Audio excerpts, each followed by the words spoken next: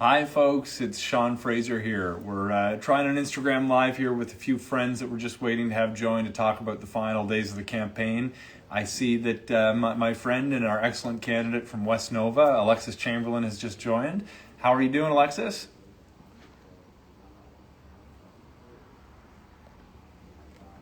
Oh, and I think I see Goody Hutchins has now joined as well. Is that right?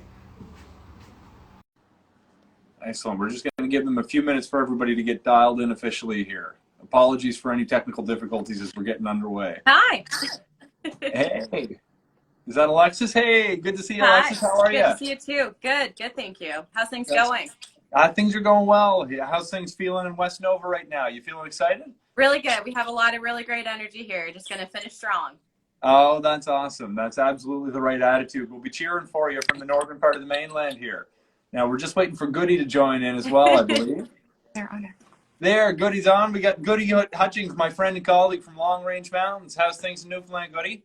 Absolutely gorgeous, Sean. Sunny day. Saying hello from Gross Park.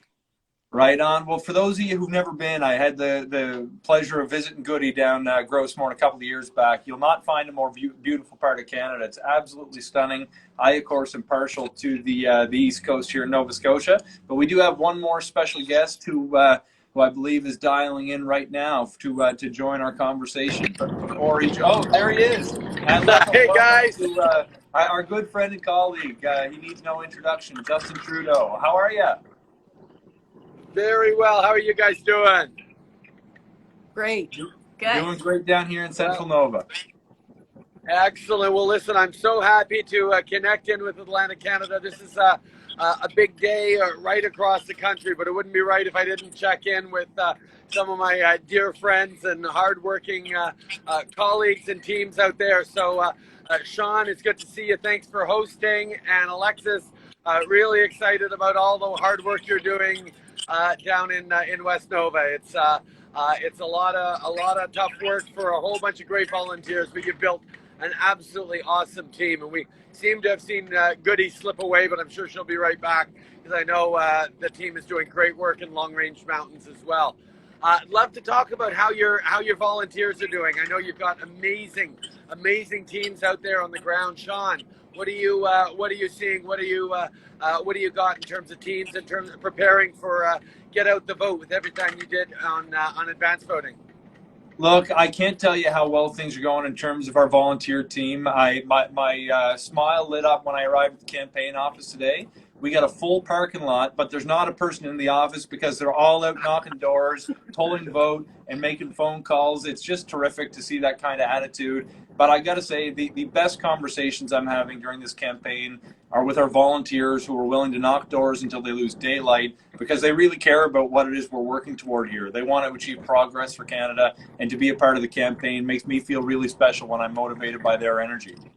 It's just inspiring to see so many people stepping up to get involved, to help move our country forward. Alexis, you came from a lot of sort of student activism and young people sort of shifting to change the world. What are you finding in terms of the volunteers you're getting out in West Nova and how hard your team is going? Yeah, it's been a really exciting time, and we've had people from all ages step up and volunteer for our team because they really believe in what we're putting forward as a plan to keep everyone moving forward. So, I really have to say, we had an 8-year-old come forward to volunteer for our team, and Layla is her name.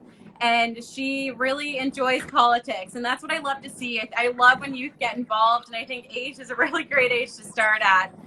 But for her to see a young woman running was a really special moment for her. And so, our volunteers have been from one end of the riding to the other. Geographically, it's a really large place. But West Nova is beautiful, and we're full of good people trying to do really good things. And I'm so thankful for all of the people that have stepped forward to help out. Well, listen, I am so excited about the team that you've built there, and I've seen the numbers coming in. It's just amazing, the momentum that you're building on the ground there. I'm very, very excited about it. Goody, I know you have objectively speaking, everyone thinks the riding is the best, but you have one of the most spectacularly gorgeous ridings in the country over in Long Range Mountains. Tell me how people are getting around and how the team of volunteers is coming together, and how you're preparing for the big day tomorrow of getting out the vote. Well, boss, I'm saying hi from Grossmore National Park today, and I'm blessed. I've got 18 little teams all around my riding, and they're all pumped to get our Liberal supporters out tomorrow. We all know how important climate change is, and here in Grossmore, you know, I don't need to tell you the impact that's going to have, right?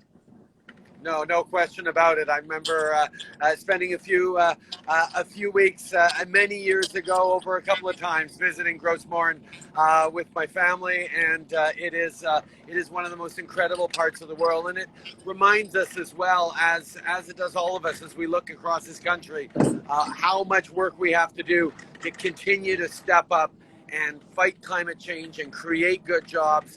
That's absolutely essential. I mean, one of the things that I'm totally excited about is the kinds of conversations we've had across the country. For anyone just joining on this Instagram Live, I'm talking with three of our amazing Atlantic MPs, Shawn, Fraser, Alexis, Chamberlain, and Goody, Hutchins, across Atlantic Canada, talking about how this campaign is going and how people are really responding to our positive, ambitious vision of the country.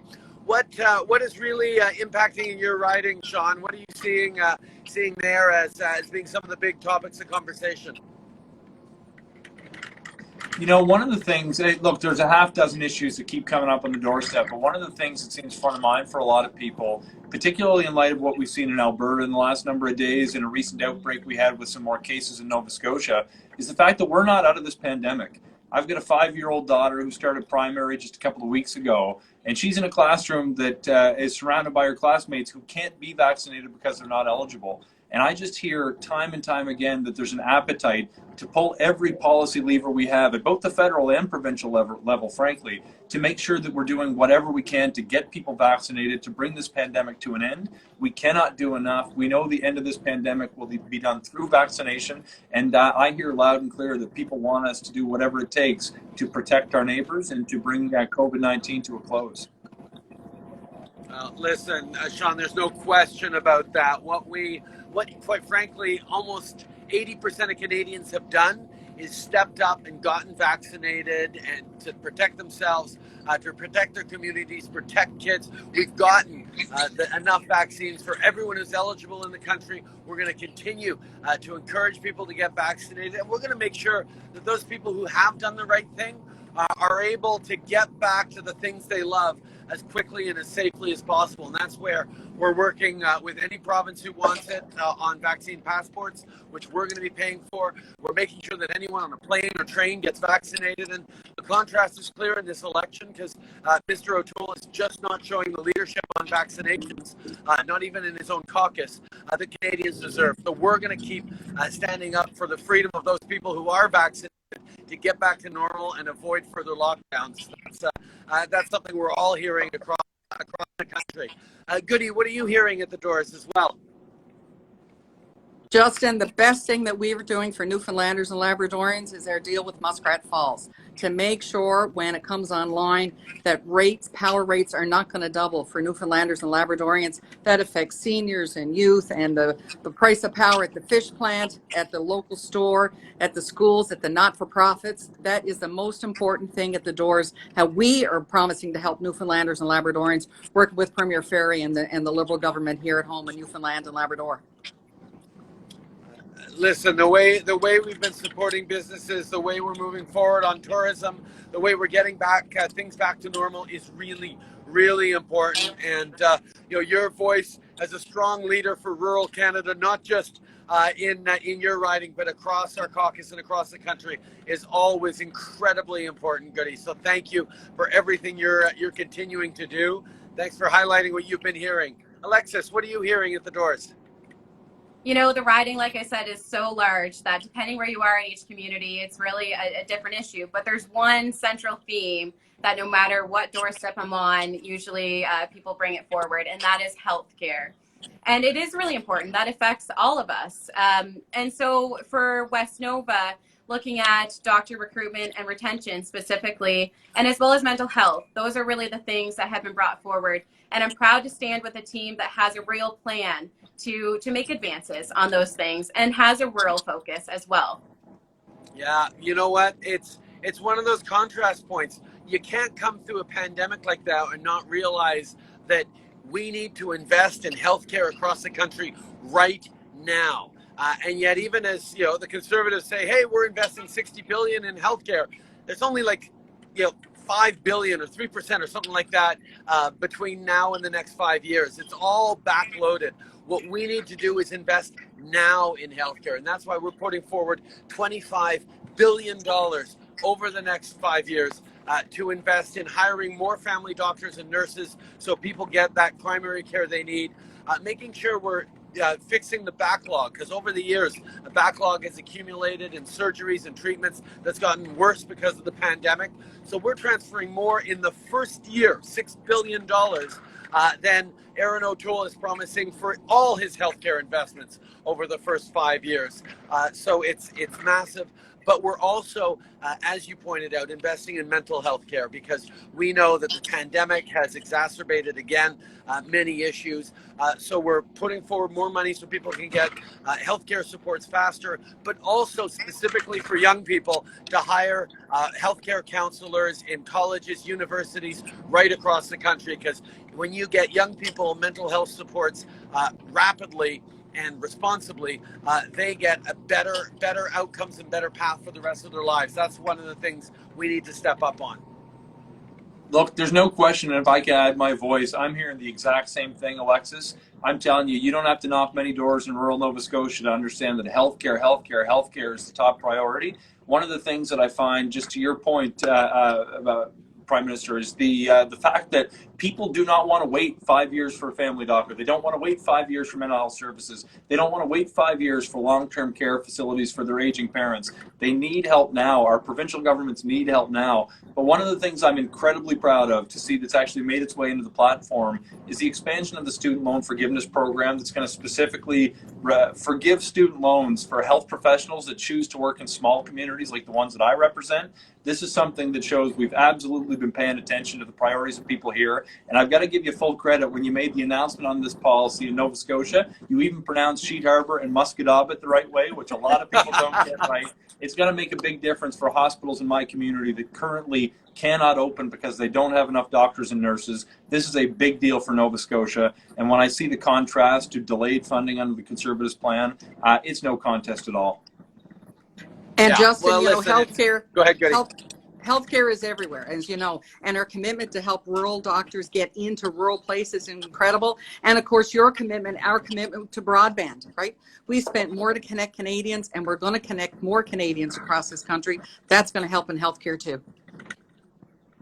Oh yeah, no. Listen, there's so much to do, and the choice is so clear right now. Do we continue to move forward? Do we learn from the lessons of the pandemic that had people pulling together, being there for each other, supporting our frontline workers, and doing even more? And that's where we want to move forward. Or do we let the Conservatives take us back? And that, of course, spills over into reflections that progressives are having as well. I mean, I know progressives always reflect on the fact that, okay, if you want to stop the Conservatives, you have to elect a Liberal government. But progressives also want to be voting for the best plan for families, the best plan for workers, the most ambitious plan on fighting climate change. And this time, the experts are almost unanimous across the country. The Liberal Party has the strongest plan to fight climate change, the strongest plan on housing, the $10 a day childcare plan that's going to get women back into the workforce and save families thousands and thousands of dollars.